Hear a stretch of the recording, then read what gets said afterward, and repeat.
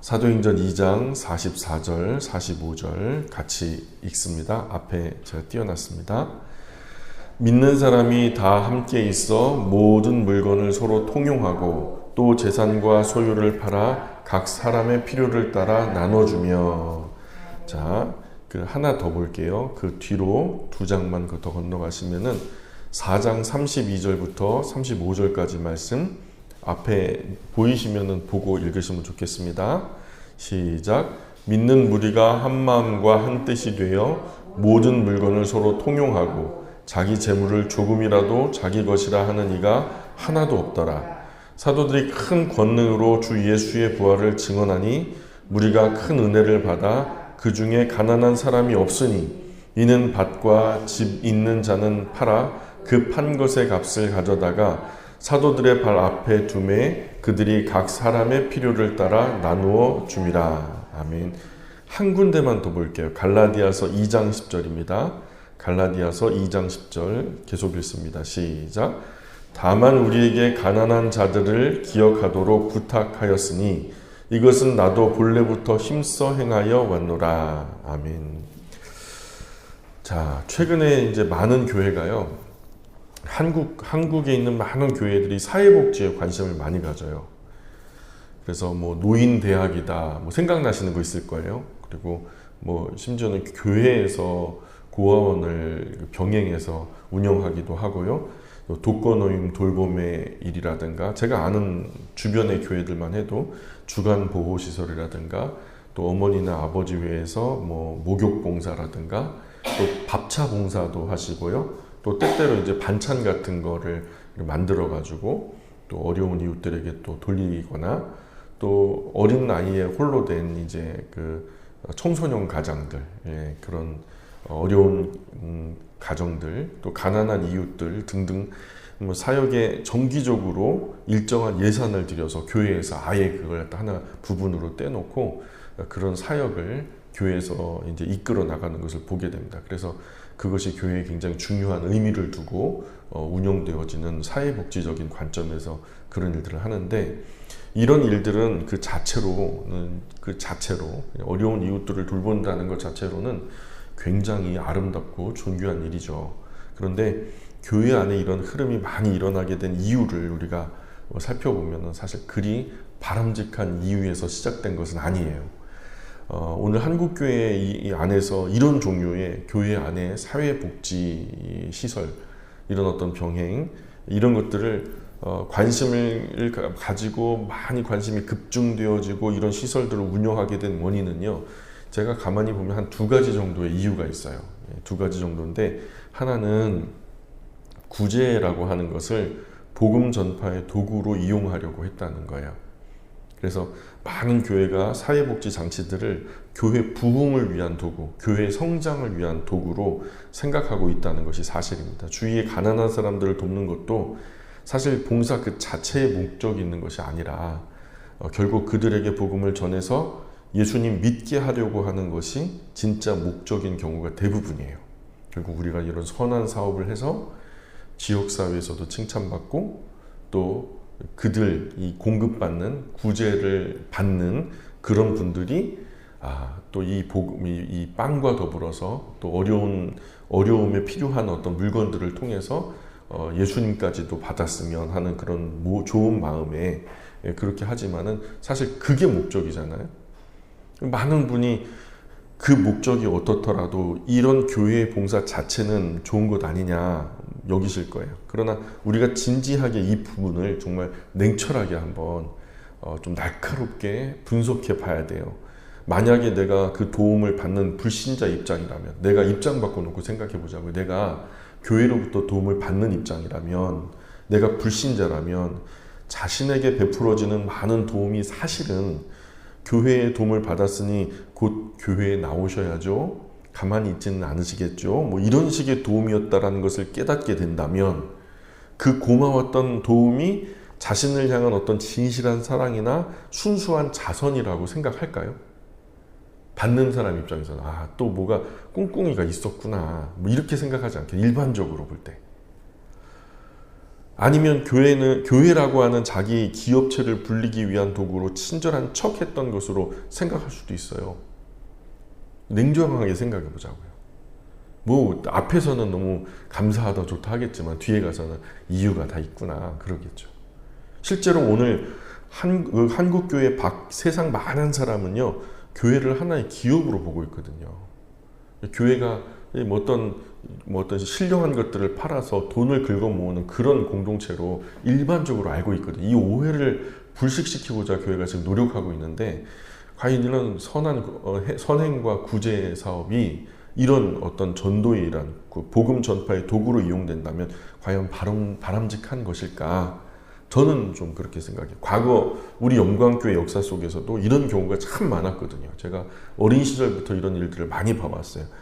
마을 주변에 순수하고 선한 마음으로 대가 바라지 않고 베풀었던 섬김에 도움받았던 이웃이 고맙습니다. 내가 교회 한번 나가줄게요. 이런 일들 많았거든요. 그분들은 받는데 순수하게 받지 않는 거예요. 교회가 돕는 건 교회 한번 나와 달라는 거구나. 몇 번 나왔으니 이 정도면은 예의 차렸겠지. 이런 식으로 계산하더라는 거예요. 정말 재밌는 건 교회 밖에 많은 분이 실제로 이런 교회의 생리를 이용하기도 해요. 어느 한 지역에 교회가 막 밀집된 지역에서 우리 목사님들 얘기 모이면 재밌는 얘기 많이 합니다. 근데 그 지역에요, 이제 여러 교회로부터 이제 절기가 오잖아요. 뭐 부활절이라든가 추수감사절이라든가 성탄절이라든가 이런 때가 오면은요, 벌써 노인들이 북적북적한대요. 그래서 행사 같은 날 잡지 말라고. 그래서 왜 그러냐 그랬더니 그 교회마다 아주 잔치를 갖다 진귀하게 차려주는 거예요. 그러니까 같은 날 하면은 여기도 가고 저기도 못 가잖아요. 그죠? 그러니까 거기서 여기 이 교회 갔다가 또 날짜가 다르면 저 교회 갔다가 거기서 잔치 차려 먹고 또 맛있는 거 먹으면서 또 대접도 받고, 뭐 VIP라나 자기가 그 교회 가면 VIP라는 거예요. 그러면서 막 떠받들어 주면서 맛있는 것도 그냥 제일 좋은 상석에서 뭐 받쳐서 먹을 수도 있고, 나중에 갈 때 그냥 빈손으로 돌려주지도 않고 손에다 선물 하나씩 챙겨주잖아요. 그러니까 이제 그분들은 교회의 이런 친절이 교회에 한번 오게 하기 위한 미끼인 셈이고, 한번 가 줌으로써 그에 대한 보응이 된 것으로 여기거든요. 내가 뭐 1시간 그거 아무것도 모르는 거 듣고 참아줬으면 됐지. 이 정도면 된 거지. 누구도 자기의 영혼을 위해서 그런 봉사와 헌신, 희생을 한다는 건 잘 생각을 못해요. 아직은. 서울 모초의 한 교회가요, 심각한 내용으로 인해서 그 교회 안에 갈등이 굉장히 심각했어요. 그래서 교회가 둘로 갈라져가지고 갈등하는 상황에서 나중에 이제 공동의회 앞에 두고서는 표를 거둬야 되는데 서로 지기 싫으니까 주변에 있는 동네 마을회관이고 뭐고 다 돌아다니면서 섭외를 한 거예요. 동네 사람들을. 어르신들은 또 그런 걸 좋아하잖아요. 막 바깥에서 박스 뙤약볕에 그냥 몇 시간 주어도 10,000원 손에 쥐기가 어려운데, 교회 가니까 그 식사 대접, 예배 끝나면 식당에 모시고 가고 식사 대접하고, 그리고 봉투에다 5,000원씩 넣어가지고 돌아가시는 길에 손에다 쥐어줬더라는 거예요. 그래가지고 그 서로 그냥 불법이네 정법이네 막 싸우면서 결국에는 그렇게 해갖고 막 매스컴에도 나오고 그랬던 예가 있었거든요. 교회의 구제가 무조건적인 것이 아니라 뭔가 조건을 달기 시작할 때, 그 조건이 비록 복음을 받아 구원을 받아라, 너가 구원을 받아라 라는 것일지라도 그 구제는 더 이상 받는 사람에게는 감동을 줄 수 없다는 거예요. 굶고 있는 아프리카 아이에게 빵을 보여주면서, 야, 너 예수 믿으면 빵 줄게. 손에 들고서 배고파 죽겠는 아이 앞에, 그 빵만 보고서 눈 반짝반짝하는 아이 앞에 빵을 보여주면서, 너 이거 먹고 싶지? 이거 내가 줄게. 대신 예수 믿어. 이건 친절이 아니라 그 친구들에게는 악이에요. 마치 어떤 사람이 나에게 정말 친절하게 대해줬는데 몇 달 지나고 나니까 어느 날은 국수도 갖다 주고, 막 이게 부산에서 제일 비싼 국수라나, 저희도 그런 경험이 있거든요. 그리고 무슨 약재라든가 그냥 계속 교제를 하면서 뭘 자꾸만 줘요. 그래서 막 주길래 나중에 알고 보니까 그분이 보험사 직원이었던 거예요. 네. 나에게 베푼 친절은 사실 보험 하나 들어달라는 마케팅 수작이었다는, 속된 말로 수작이었다는 것을 깨달았을 때와 비슷한 배신감으로 그분들이 우리 교회의 헌신, 희생을 너무 높은 차원에서 보는 게 아니라 세상 차원에서 바라볼 거니까 그렇게 곱게 보이진 않겠죠. 성경에서 그리스도인이 세상 사람들에게 친절해야 하는 것은 복음 전파의 수단은 아닌 거예요. 그냥 존재적으로 우리가 친절해야 되지. 복음 전파와 구제는요, 방향이 달라요. 각각 다른 이야기예요. 우리가 꼭 복음 전파에다 구제를 엮으려고 하는데 제가 늘 주의를 드리지만요, 뭐 가지고 나가서 어떻게 하려고 이런 거 안 된다고 제가 말씀을 드려도 자꾸만 거기다 뭘 끼워줘야 된대. 근데 그거 아니거든요. 완전히 달라요. 복음 전파와 구제는 방향성이 달라요. 복음 전파는 친절이라는 미끼를 던져서 전하는 것이 아니에요. 성경은 오히려 더욱 직접적으로 복음 자체만을 전해야 된다라고 가르치고 있어요. 그러나 성경에서 그리스도인이 세상 사람들에게 친절해야 하는 것은 그리스도인의 삶의 인격에서 나오는 존재적이고 본능적이고 정체성에 관한 거예요. 그거는 당연한, 그리스도인으로서 당연히 탑재해야 하는 그냥 기본적인 거라고요. 그러니까 그리스도인은 그 자체로 하나님 앞에서 선한 삶을 실천해야 하고 세상 가운데 아름답게 살아가야 하기 때문에 그렇게 사는 거예요. 즉 구원받은 그리스도인은 세상 다른 이에게 사랑을 베푸는 것이 거듭난 본성이에요. 사랑하라. 그러면 네가 내 제자인 줄 알 거야. 본성이기 때문에 선행과 구제하는 삶은 당연한 것이 돼야 되는 거예요. 그러므로 친절을 베풀어서 교회로 끌고 오겠다? 이런 목적으로 선행과 구제를 행하는 것은 애초 그 의도 자체가 바른 것은 아니란 말이에요. 만약에 선행과 구제가 복음 전파의 수단이 되거나 선행과 구제를 통해서 복음을 전하고 불신자를 교회로 끌고 오겠다는 방식의 그런 선행과 구제가 한국교회 안에 더 많아진다면 생각해 보세요. 세상 사람들은 더 이상 그리스도인의 선행과 구제를, 친절한 그리스도인을 믿지 않게 될 거예요. 분명히 우리를 무엇과 동격으로 보냐면 보험 판매원하고 딱 동일하게 볼 거란 말이에요. 어차피 자기를 교회 데리고 나가서 자기 교회 교세를 불리고 거기서 헌금 걷어가지고 뭔가 예배당 더 크게 짓고 목사는 더 크게 그냥 월급 많이 받고 좋은 차, 큰 차 끌고 다니면서 교회 나름대로 떵떵거리려고. 이 세상 사람들은 다 일반적으로 그렇게 생각하거든요. 그렇게 자기를 교회에 데려가는 의도에 나에게 베푸는 어떤 구원의 어떤 햇살, 정말 생명의 복음, 이런 차원에서 그분들은 아직 바라볼 수 있는 시각이 없어요. 우리야 그렇게 생각하지. 우리를 볼 때 위선적인 선행, 위선적인 구제라고 여길 테니까. 두 번째로 한국 교회 안에 사회복지 관련해서 관심이 급증하는 두 번째 이유가 자금의 한국 교회가 자기 정체성을, 교회는 말이야 대사회적인 의무, 대사회적인 책임, 대사회적인 직무에서 그 우리의 정체성이 있어. 그래서 교회 안에 어떤 사회복지적인 이 색깔이 있어야만 그 교회가 지역사회에 합당하다, 이렇게 여기는 그런 풍조가 생겨났어요.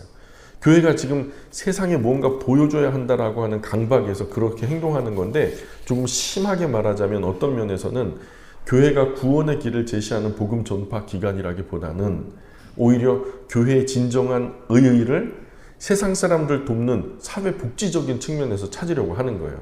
이제 더 이상 전해도 안 오니까 어떻게 하려고 해요? 그 뭔가 어려운 이웃들을 돕는다는 방향성 가지고. 제 주변에도 사회복지사 자격증 따가지고 어떤 지자체 사회복지기관과 연계해가지고 사회복지기관을 운영하거나 아예 그냥 사회복지 사업을 교회의 주된 사업으로 가지고 가면서 그것이 하나님께 대한 참된 헌신이라고 생각하는 많은 목사님들을 봐요. 목사님인데 주일날 교회에서 예배도 안 드려. 그분은 일주일 내내 그냥 사회복지 시설 운영하면서 원장님이야. 이것이 교회의 정체성이 되면 안 된다는 거예요. 교회의 본질을 연약한 이들의 영혼 구원에 두지 않고 이 땅에 약간 불편을 덜어주는 것에 관심을 두는 것은 겉으로는 착한 일을 하는 기구처럼 보일지는 몰라도 결과적으로 복음을 파괴하는 일이 될 뿐이에요.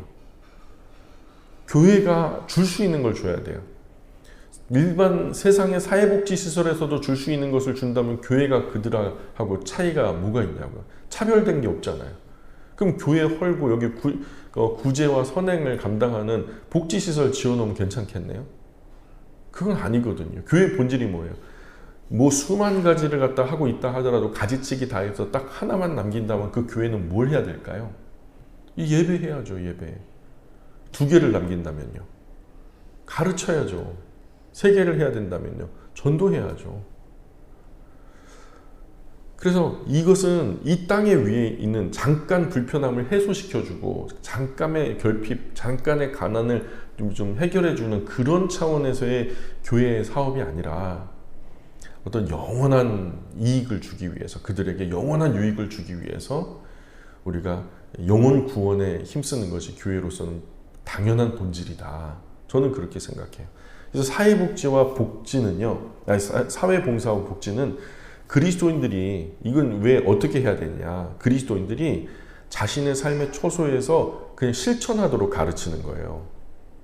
교회가 이 일의 본질이 되어서는 안 되고, 예를 들어 지금 이 자리에서도 우리 최진희 간사님이 계시지만, 우리 김호선 집사님도 그런 큰 사업을 하셨지만, 그 성도로서 내가 그런 어떤 마음의 큰 사랑에 빚진 마음을 하나님 주셔서, 하나님 보이지 않고 만져지지 않니 하나님 어떻게 섬겨드릴 수는 없으니 내가 대신 가난한 이들과 항상 함께 하겠다는 주님의 말씀 듣고, 내가 가난한 사람들과 함께 나를 엮어서 노인이나 어린아이나 홀로 됐거나 고아거나 이런 어려운 이웃들과 나를 엮어서 그 일상을 같이 하는 것, 그리스도인이 그런 자신의 삶의 처소에서 그런 일을 하는 것, 저는 그건 정말 멋지다고 봐요. 그래서 이 하나님은 교회를 이 자기 백성을 저희 죄에서 구원하도록 하기 위해서 부르신 거예요. 이를 무시한 사회 복음은 결국 교회 본연의 임무와 정체성을 상실하게 만들 거기 때문에, 아니 이미 그것을 상실한 교회나 그것을 상실한 목회자가 많아요. 어느 원장님으로는 알려졌지만, 어느 이사장님으로는 알려졌지만 그분이 목사님인지는 아무도 모르는 분들이 많아요. 그래서 이 2가지, 구제를 복음 전파의 도구로 이용하려 하는 것, 그리고 자기 정체성, 교회의 정체성을 대사회적인 어떤 책임감, 직무에서 찾으려고 하는 경향, 이 2가지가 한국교회 안의 사회복지와 관련해서 관심이 급증하고 교회적으로도 엄청난 투자가 흘러가고 있는 이유라고 저는 봐요. 2가지 이유. 만약 교회가 바른 관점에서 세상을 향해 선행과 구제를 베풀기 원한다면 이 2가지 현실에 대한 바른 안목을 가지고 하나님과 세상 앞에서 진실하게 선행과 구제를 보일 수 있는 방식을 찾아야 할 거예요. 그거 별도로 하나의 사업으로, 그것만을 위한 사업으로. 전도까지 엮지 말고. 여기서 전도가 일어날 수 있죠. 그것은 감사할 일이죠. 은혜의 영역이에요. 그것을 목적으로 하지 말자고요. 여기서 선행과 구제에 관련해 한 가지 더 생각해 보고 싶은 문제는요, 바로 이 선행과 구제가 교회에서 복지사업의 일환으로 믿지 않는 불신자에게 선행과 구제라고 하는 명목으로 베풀어지는 것이 과연 맞냐라는 거예요. 합당한가? 성경적으로 합당한가? 이게 질문이에요. 자, 질문을 조금 구체화해 볼게요. 쉽게. 우리가 본문에서 말하는, 성경 본문에서 말하는 선행과 구제는 교회 밖 믿지 않는 사람들에게 행하는 것인가, 아니면 교회 안 믿는 자들 중 가난하고 어려운 이들에게 행하는 것을 말하는 것인가? 이 질문이에요. 지금 우리 시절에 이런 질문을 던지는 거 정말 어렵죠. 왜냐하면 교회들 중에 과연 어떤 교회가 지금 행하고 있는 어떤 선행과 구제를 교회 안 믿는 사람들 중에 어렵고 가난한 사람들에게 행하는 것으로 생각하는 교회가 있을까 좀 의구심이 들기도 해요. 대부분 이제 대사회적인 책무 쪽으로 기울기 때문에 제가 생각하기로는 거의 대다수의 교회가 2가지예요. 2가지. 첫 번째는 이 선행과 구제에 대해서 관심을 가지지 않거나 아주 지극히 작은 관심만 가질 뿐이에요. 그런데 이런 교회들은 대부분 교회 안의 사람이든 교회 바깥의 사람이든 변함없이 선행과 구제라고 하는 교회의 직무에는 별 관심이 없거나 관심이 적어요. 두 번째는 혹 어떤 교회는 관심이 지나치게 많아요. 그런 경우는 이런 경우는요, 앞서 언급한 대로 그 교회의 본질을 대사회적인 봉사 차원에서 생각하기 때문에 일어나는 현상이라는 거죠. 이렇게 생각하는 교회들 역시 교회 안의 사람과 교회 바깥의 사람을 구별하는 적은 없어요. 지금 한국 교회 상황 안에서는 구제에 관심이 많건 적건 그 대상이 그리스도인이냐 그리스도인이 아니냐라는 것은 전혀 중요한 문제가 아니에요. 어떻게든 도움은 끝난다. 그냥 구제는 그냥 어떻게든 하면 좋다. 이런 생각이지 그것이 교회 안을 향해야 되냐 교회 바깥에 성경에 말하는 바 그리스도인이냐 아니면 그리스도인이 아닌 사람들을 향한 것이냐. 어쨌거나 선행구제를 실천하는 것이 중요하다고 생각해 버리니까요. 또 선행구제라고 하는 것은 교회에 대해 사회적인 봉사 차원에서 취급될 뿐이지 그것이 교회 안의 문제, 즉 교회 본질의 문제로 대하진 않아요. 교회 안에 그래서 정말로 밥 굶고 있는 분이 있는데 교회 바깥에서 비교적 그냥 양호한 분들이라도 도우려고 하는 교회 안을 살피지 못하는 그런 교회들도 참 많아요. 분명한 것은 교회의 선행과 구제 사역은 사회복지적 측면에서 다루어져서는 절대로 안 된다. 그래서는 안 된다. 우리가 성경을 통해서 보자고요. 사도행전을 통해서 본 교회의 본질, 이걸 보면 우리가 조금 더 선명해지겠죠. 이런 어떤 애매하게 비스무리한 이런 것들이 우리를 헷갈리게 하거든요. 여기서 선명하게 마침표를 찍고 나가면 이제는 구분이 되기 시작해요. 교회가 무엇을 해야 되는지 또 무엇을 하지 말아야 하는지가 분명해지니까요. 우리가 성경을 열고 읽어보면 정말 놀라운 사실을 발견할 수 있죠. 사도행전은 예수님께서 승천하시고 자신을 대신해서 이제 나 대신 또 다른 보혜사 성령님을 너희에게 보내겠다. 그래서 그 성령님이 우리 가운데 임하신 이후에 신약시대 교회가 출범한 역사를 기록하고 있는 것이 사도행전이에요. 이런 이유로 초대교회는 강력한 성령님의 역사가 있었던 교회였죠. 구속 역사 관점에서 보면 사도행전의 교회는 긍정적인 면과 부정적인 그 측면을 망라해가지고 모든 세대의 교회에게 모범이 되는 모습으로 그렸어요. 우리가 긍정적인 면은 본받아 더 발전시키고 계승하면 감사한 일이고 또 부정적인 면은 반면교사로 삼아 절대로 똑같은 실수를 저지르지 않도록 하면은 괜찮은 거죠. 그러니까 사도행전에서는 배울 게 두 개인데 하나는 교회가 마땅히 해야 할 일, 또 하나는 교회가 절대로 해서는 안 되는 일.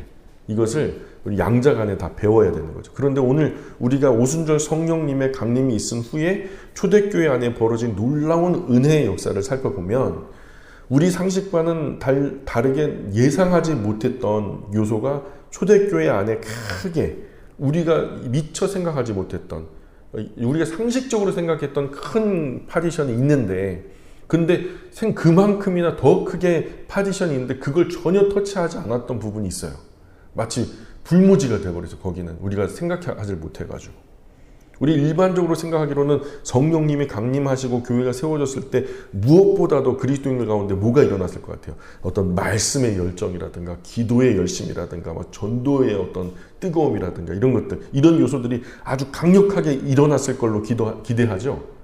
물론 그것도 사실이에요. 그런 일도 있었대요. 그러나 초대교회 안에는요, 우리가 영적으로 주된 기류라고 생각하는 것과 별로 관계없는 것처럼 보이는 요소, 우리가 생각할 때 별로 중요하지 않을 것 같은 요소, 즉 선행과 구제의 요소가 앞선 그 말씀, 기도, 전도와 같은 중요한 요소들과 함께 오히려 이것들보다 더 중요하게 비중 있게 다루어지고 있다는 것을 우리가 알 수 있어요. 성경을 보면 이런 본문을 통해서 보면 선행과 구제라고 하는 주제는 교회 바깥에서 사회복지 차원에서 다루어져야 할 문제는 아니에요. 그리고 교회 안에서 교회의 본질로서 기능하도록 다루어져야 된다는 것을 알 수 있어요. 그러니까 말하자면 교회 안에 지금 여기서는 예루살렘 교회 안에 어려운 사람들을 얘기하는 거예요. 교회 안에 어렵고 가난한 그리스도인들에 대해 행해지는 선행과 구제는 교회의 본질 속에서도 아주 중추적인 것이었어요. 그러니까 함께 믿는 믿음의 형제들 안에 일어났던 유무상통, 이것은 정말 중추적인 핵심이었어요. 교회 바깥의 불신자들에게 행해지는 선행과 구제 사업은 그저 그리스도인의 착한 일, 교회의 선한 일 정도로 실천되는 부차적인 문제로 짚어졌어요. 왜냐하면 그건 당연한 일들이니까. 그건 기본에 관련된 일이니까. 그리스도인 돼가지고 나쁜 일 해요? 교회가 돼가지고 악한 일을 해요? 그건 상상도 할 수 없죠. 그건 아주 기본 중에 기본이었고, 지금 사도행전 2장 44절 45절 한번 읽어볼까요? 시작. 믿는 사람이 다 함께 있어 모든 물건을 서로 통용하고 또 재산과 소유를 팔아 각 사람의 필요를 따라 나눠주며. 자, 사도행전 2장 44절 45절이 위치하고 있는 이 부분은요, 오순절 성령님 강림하신 직후 시점이에요. 오순절날 성령님이 방언과 함께 강력하게 예루살렘 교회에 임하셨어요. 그래서 사방팔방으로 그 주님의 복음이 막 확 들불처럼 번져나가기 시작한 거죠.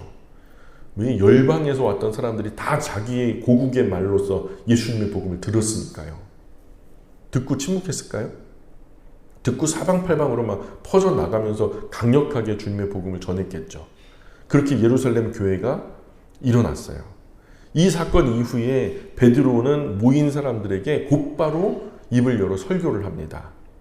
베드로는 유대인들에게 그리스도를 강력하게 전파했어요. 그리고 이 설교를 들은 사람들은 첫 번째는 마음에 찔렸고요. 두 번째는 어찌할꼬 했어요. 읽어볼까요?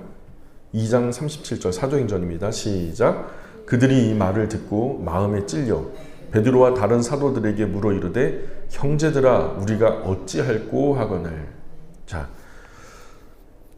그리고 그 결과 무려 3,000명이 되는 사람이 예수님께 우리가 돌아왔습니다 하면서 예수님을 믿기로 작정을 해요. 그것도 한번 보죠. 41절에 나옵니다. 시작. 그 말을 받은 사람들은 세례를 받음에 이날의 신도의 수가 3,000이나 더하더라. 아멘. 자, 이후에 나오는 말씀은 이렇게 형성된 신약 교회가 어떤 모습을 가졌는지를 보여주는 거예요.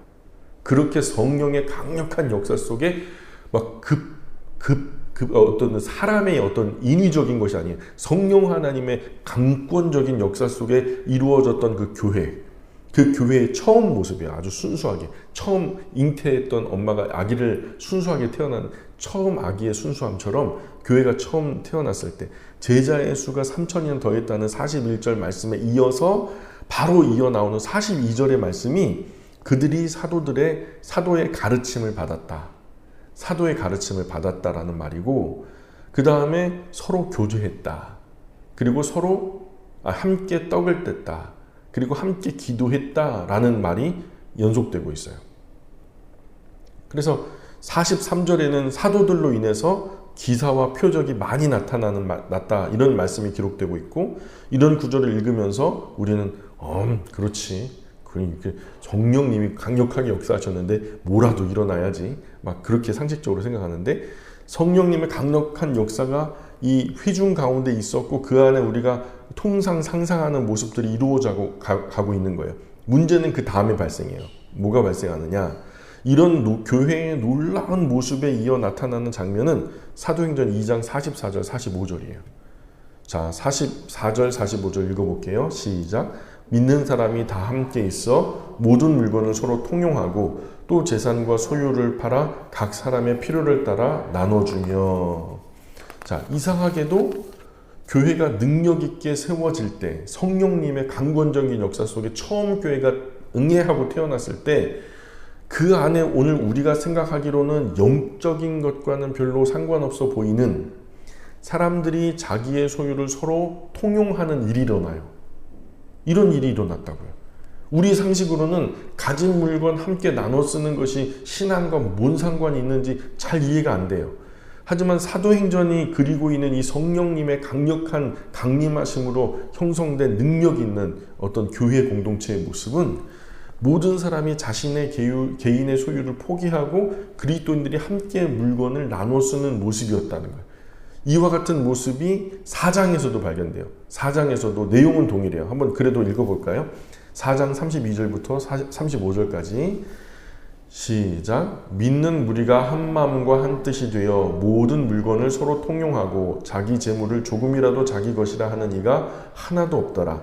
사도들이 큰 권능으로 주 예수의 부활을 증언하니 무리가 큰 은혜를 받아 그 중에 가난한 사람이 없으니 이는 밭과 집이 있는 자는 팔아 그 판 것의 값을 가져다가 사도들의 발 앞에 두매 그들이 각 사람의 필요를 따라 나누어 줌이라. 아멘.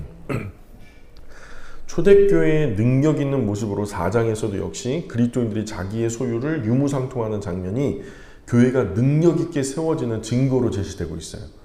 우리의 상식은 성령님의 강림으로 인한 능력 있는 교회에는 말씀 잘 배우고 그저 그냥 막 철야기도 하고 새벽기도 열심히 하고 막 방언기도 열심히 하고 그저 그냥 모이면 기도 흩어지면 찬송하고 막 열정적으로 전도하는 이런 일들일 줄 알았는데 성령님이 강력하게 역사하면 그런 영적인 일들이 일어날 줄 알았는데 성경의 기록은 성도 간에 서로 소유를 자기 것이라 주장하지 않고 나누어 쓰는 일로 말씀이 나타나고 있더라는 거예요. 이런 흐름에서 어떤 사건이 벌어지냐면 그 유명한 아나니아와 삽비라 사건이 일어나는 거예요. 이 아나니아 삽비라는 바로 이 일 때문에 죽임을 당해요. 이런 유무상통의 목적이 이 구절에서 이제 표현되고 있는 34절 말씀에는 뭐라고 얘기하냐면 그 우리가 읽었던 요 중간에 보면은 그 밑줄 긋은 부분 있죠. 거기 뭐라고 써 있어요? 그 중에 가난한 사람이 없었다. 그죠? 그 중에 그 중은 어디예요? 그 동네예요? 아니면 교회예요? 교회 안에 가난한 사람이 없었다. 이 구절 개역 개정 성경 번역이지만 이전에 우리가 썼던 개역 한글판 성경에는 어떻게 번역되고 있냐면 그 중에 핍절한 사람이 없었다. 이렇게 얘기하는 거예요. 교회가 바로 서게 됐을 때 나타나는 중요한 현상 중 하나는 교회 안에서 핍절한 사람, 가난한 사람, 그런 가난한 사람들이 사라지는 것이었어요. 즉 교회의 구성원 중에 가난으로 인해 고통받는 사람이 없어지는 것. 단순히 사회복지 측면에서 실천되는 교회 봉사활동이 아니었던 거죠. 교회가 가장 성경적인 모습을 가졌을 때 성령님이 교회 안에 가장 강력하게 역사하셨을 때 그때 나타났던 교회 본연의 모습과 관련되어 있는 거예요. 그래서 이렇게 이 사도행전적 사역이 어떤 성령 하나님이 강권적으로 역사하는 교회는 뭔가 이 성도들이요. 그 교회의 무리를 이룬 성도들이요. 뭔가 교회에 위기가 처했을 때, 교회에 어떤 거룩한 큰 사업이 벌어졌을 때, 자기 것을 포기하는 모양으로 나타나요. 그러나 어떤 성령님이 역사하지도 않는데 사업상으로 뭐 일을 할 때는요, 그런 교회들은 다 성도들이 뿔뿔이 흩어져 버리죠. 부담스럽다고.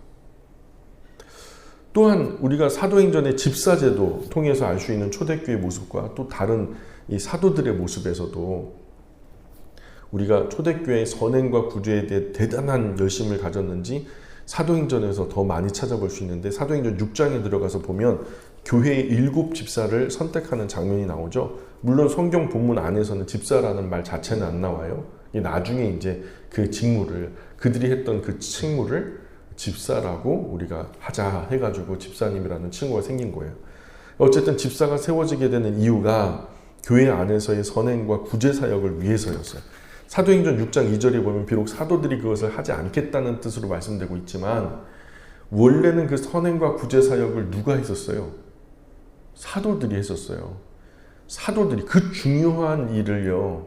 이 선행과 구제는 누구 시키지 않고 사도들이 직접 맡아서 했다는 것은 이건 비중이 있었다는 거예요? 없었다는 거예요? 비중이 있었다는 거죠. 그만큼 초대교회에서 선행과 구제라고 하는 것이 대단히 중요하게 다뤄졌음을 알 수 있는 부분이에요. 그리고 신약교회에서 처음으로 생겨난 직분이 다름 아닌 집사직이었어요. 이 직분은 교회 안에 가난한 사람을 돕기 위한 거예요. 즉 선행과 구제는 초대교회 직분을 탄생하게 할 만큼 굉장히 중요한 사역으로 여겨졌단 말이죠. 집사는 원래 구제를 위한 직분이었어요. 한국교회는 현재 집사와 집사라고 하는 직분과 선행 구제를 거의 연결 안 하죠. 교회에서 그냥 잡일하는 걸로 우리가 생각하지. 나름대로 책무 맡겨줘서 그 일에 충성하라 하지. 근데 성경적인 의미에는 보통은 선행과 구제를 위해서 집사님들이 세워졌다는 거예요. 그러나 성경적 직분관 안에서 보면 집사는 항상 구제와 연결되고 있어요. 이 교회 역사 안에서도 교회들은 항상 이 입장을 견지해 왔었어요. 심지어 오늘 한국교회 안에서도 교회 헌법을 들춰보면요, 거기에 선행과 구제와 관련되었다. 집사님은 선행과 구제에 관련된 직분을 맡은 사람으로 그렇게 설명되고 있어요. 하지만 실제로 구제 사역을 행하는 집사님을 거의 찾아보기는 힘들어요. 이 말은 지금 한국교회 안에서 성경적인 직분 제도가 붕괴되고 있는 것을 우리가 단적으로 보여주는 예예요. 좀 변형되고 있어요, 지금. 원래 성경에서 많이 벗어나고 있다고요. 이런 강조점들은 사도들의 사역에서도 충분히 잘 나타나요. 혹시 신약 성경에 언급된 대부분의 헌금이, 신약에 나타나는 헌금 대부분이 말이에요, 하나님께 드려진다기보다는요, 가난한 이들을 돕기 위한 연보였다는 것을 혹시 알고 계세요? 대부분이에요, 대부분. 신약 성경에 나왔던 헌금의 대부분이요, 연보, 가난한 이들을 위한 어떤 자선금, 어떤 구제 헌금 정도로 됐어요. 10번 중에 9번이. 다른 사람을 돕기 위한 돈이라는 말이. 우리나라에서도 헌금이라는 말과 연보라는 말, 제가 얼마 전에 설명을 드렸으니까 잘 아실 테지만, 헌금이라는 하나님께 드린다는 의미고, 연보는 모아서 가난한 어떤 필요에 의해서 그 가난한 곳으로 흘려보낸다, 이런 뜻인데, 개혁 교회들은 아예 그 예배 안에 헌금 시간을 그 이름을 자비의 봉사라고 떼어 불렀을 만큼 처음에는 성경적으로 바르게 했죠. 가난한 사람을 돕는 것이 헌금의 제일 중요한 목적이라고 여겼어요. 어쨌든 바울은 갈라디아서 2장 10절에 우리가 읽었던 2장 9절 10절 한번 읽어볼까요? 자, 여기 여러 사도가 나뉘어서 복음을 전할 텐데, 자, 거기서 갈라디아서 2장 9절 10절 시작. 또 기둥같이 여기는 야고보와 게바와 요한도 내게 주신 은혜를 알므로 나와 바나바에게 친교의 악수를 하였으니 우리는 이방인에게로 그들은 할례자에게로 가게 하려 함이라. 다만 우리에게 가난한 자들을 기억하도록 부탁하였으니 이것은 나도 본래부터 힘써 행하여 왔노라. 자, 예수님의 직계 제자들이요, 그 말 그대로 사도들이 말입니다. 바울에게 정말 바울과 바나바의 사역을 귀하게 여기고 함께 아주 친밀한 교제를 나눴어요. 자, 그리고서 그들이 떠나가면서 부탁한 건 가난한 자들을 좀 기억해 주세요 하고서 바울과 바나바에게 그 사역 가운데 가난한 자들을 좀 기억해 주세요, 이렇게 부탁을 했다는 거예요. 근데 바울은 이미 그건 나도 하고 있었다, 이렇게 얘기하는 그런 장면이에요. 사도들이 흩어져 교회를 세우고 돌아볼 때 부탁할 수 있는 수많은 일들이 있었을 거예요. 막 기도를 열심히 하세요, 성경 열심히 읽으세요, 아니면 그냥 뭘 하세요. 다른 어떤 영적인 일들이 많았을 텐데도 불구하고 그런 모든 것들을 다 뒤로 하고 유일하게 하나, 바울과 바나바에게 부탁했던 것은 다른 무엇보다도 가난한 자들을 기억해 주세요, 이걸 부탁했다는 것을 본문을 통해서 알 수 있는 거예요. 이 사실은 구제가 교회의 변두리 사역이 아니라 교회 사역의 굉장히 중요한 본질에 속하는 사역이었다라는 것을 우리에게 가르쳐 주는 거예요. 왜 그럴까요? 교회 안에 있는 가난한 사람들을 돌보는 것이 초대교회와 사도들에게 이렇게 강조되고, 이 말씀을 통해서 우리는 이것을 교회 사역의 본질에 해당한다라고 말하는 것일까? 이 사실을 잘 이해하도록 해주는 말씀이 고린도후서 8장에 나오는데요, 거의 한 장 전체가 연보에 관한 말씀을 다루고 있는데, 우리에게 헌금의 의미와 방법에 대해 좋은 지침을 주는 말씀이기도 하지만 교회가 왜 이렇게 구제에 힘써야만 하는지를 잘 보여주는 말씀이기도 해요. 그래서 우리가 한번 읽어봐야 되겠죠. 특히 8장 13절부터 15절 말씀 주의 깊게 우리가 살펴봐야 돼요. 이 부분은요, 연보, 즉 다른 이들을 돕는 헌금의 이유를 구약을 근거해가지고 우리에게 설명해주고 있어요. 이때도 우리가 잘 알지만 고린도 후서에서도 연보라고 하는 것은 교회 주변에 있는 다른 세상에 속한 사람들을 돕기 위한 거였어요? 아니면 교회를 돕기 위한 거였어요? 예루살렘 교회를 돕기 위한 거였죠? 자, 그거 생각하면서 고린도 후서 8장 13절로 15절 같이 읽어보겠습니다. 시작. 이는 다른 사람들은 평안하게 하고 너희는 곤고하게 하려는 것이 아니요 균등하게 하려 함이니 이젠 너희의 넉넉한 것으로 그들의 부족한 것을 보충함은 후에 그들의 넉넉한 것으로 너희의 부족한 것을 보충하여 균등하게 하려 함이라. 기록된 것 같이 많이 거둔 자도 남지 아니하였고 적게 거둔 자도 모자라지 아니하였느니라. 아멘. 자, 바울은 여기서 헌금을 하는 이유를요, 다른 사람들은 평안하게 하고 너희는 아주 그냥 곤란하게 하려고 하는 게 아니다. 어디 한번 당해봐라. 막 그렇게 하려고 하는 게 아니다. 서로 보충함으로 균등하게 하게 합니다. 이렇게 말하죠. 즉 많이 가진 자의 것에서 덜어서 적게 가진 자의 그릇에 담음으로써 함께 평균적인 삶, 즉 공공한 사람이 없도록 하기 위함이라는 것을 말하는 거예요. 사실 여기서 이 공산주의가 나왔어요. 공산, 함께 나누어 가진다는 거예요. 그래서 균형을 잡는다. 근데 이제 공산당, 그러니까 막시즘, 뭐 레닌, 뭐 이런 사람들은요, 그게 너무 좋아서 성경을 읽다, 그들 그리스도인이었거든요. 이걸 읽다가 너무 좋아서 자기들의 사상으로 받아들여요. 그리고 사회의 복음으로 적용하면서 이 시스템으로 자기는 유토피아를 건설하려고 했던 거죠. 그런데 문제는 뭐냐? 그러니까 다시 말해서 균등하게 나눈다는 것은 가지고 왔는데 거기에 하나님은 빠뜨리고 온 거예요. 그리고 하나님 자리에 누가 섰냐? 공산당원들, 다시 말해서 자기 사람들이. 사람은 선해요, 악해요? 악하거든요. 그러니까 또 다른 어떤 군주가 된 거예요, 공산당이. 그리고서 다른 평균 인간은 없고 그 이하 모든 사람들이 어떤 피지배층이 되고 자기들은 지배층이 되어진 또 다른 불균형으로 나아가게 됐죠. 그래서 공산주의는 잘못된 거죠. 성경이 말하는 공산이라고 하는 개념은 참 아름다운 거예요. 자, 그런데 어쨌든 이게 함께 평균적인 삶, 즉 공공한 사람이 없도록 하기 위함이라는 것을 말하는데 마지막 구절에 바울이 구약의 한 구절을 인용해 가지고 오거든요. 기록된 것 같이 그러잖아요. 그럼 기록된 게 있겠죠. 어디 기록됐을까요? 예, 성경에 기록됐겠죠. 이게 바로 어디 말씀이냐? 출애굽기 16장 18절 말씀이에요. 많이 거둔 자도 남지 아니하였고 적게 거둔 자도 모자라지 아니하였느라. 뭐 다 아실 거예요. 어디 말씀일까요? 무슨 말씀일까요? 만나 거두는 이야기겠죠. 그죠? 한번 읽어볼까요? 시작.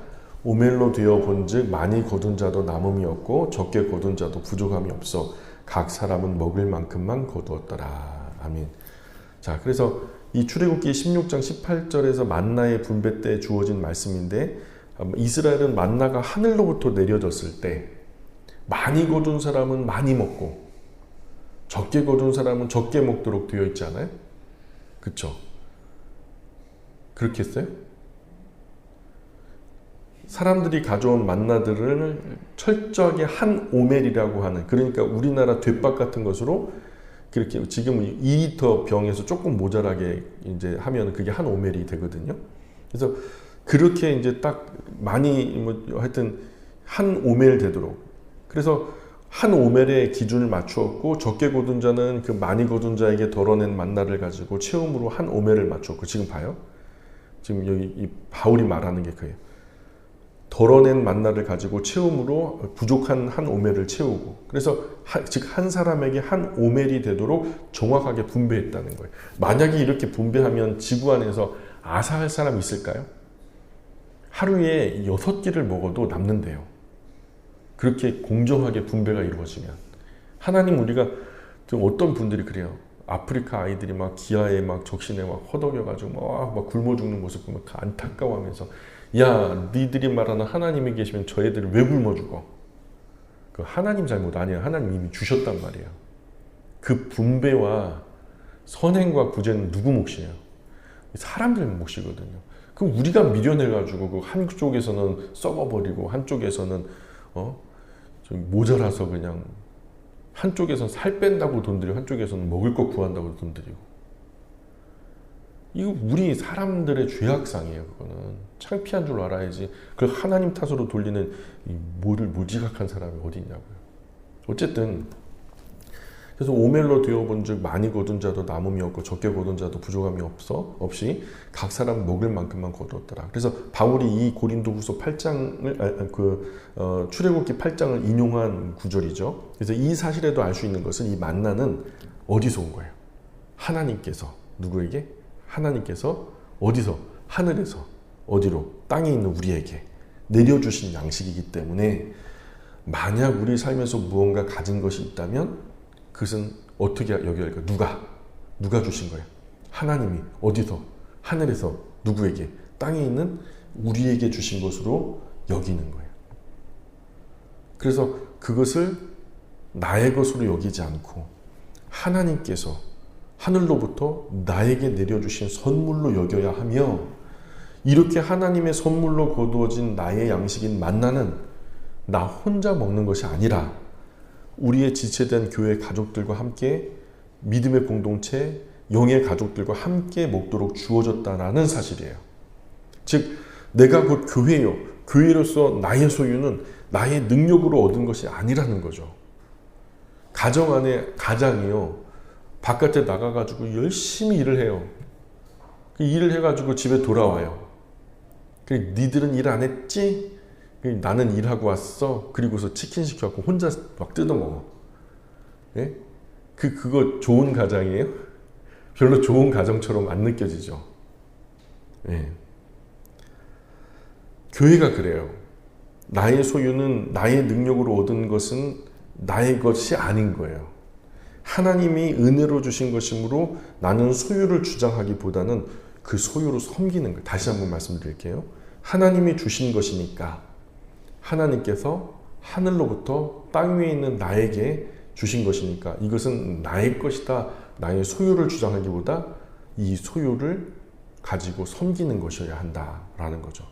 구약 광야 교회에서 교회 구성의 중요한 원리 중에 하나는 광야 교회라고 했잖아요. 그죠? 광야 교회에서 모든 사람이 다 자신의 것을 덜어 적게 가진 사람들에게 나누어 줌으로써 모든 사람이 다 함께 안식을 누리는 그런, 즉 그들 가운데 아무도 가난한 자가 없었다는 게 중요한 거예요. 지금 여기서도 뭐라 그래요? 우리가 읽었던 이 본문 안에서도 그 안에 가난한 자들이 없었대요. 그 가운데 핍절한 자가 없었대요. 최소한 그 신앙 공동체 안에서는 모두가 해피한 거예요. 그래서 말 그대로, 자, 다시 한번 모든 사람이 한번 읽어볼까요? 자, 시작. 모든 사람이 다 자신의 것을 덜어 적게 가진 사람에게 나누어 줌으로써 모든 사람이 다 함께 안식을 누리는, 즉 그들 가운데 아무도 가난한 자가 없는 것. 자, 그것이 바로 밑에 하나님께서 주신 양식으로 인해 다 함께 풍족함을 누리는 것. 자, 그래서 오늘도 제가 잠깐 그 유튜브 짤을 보는데요.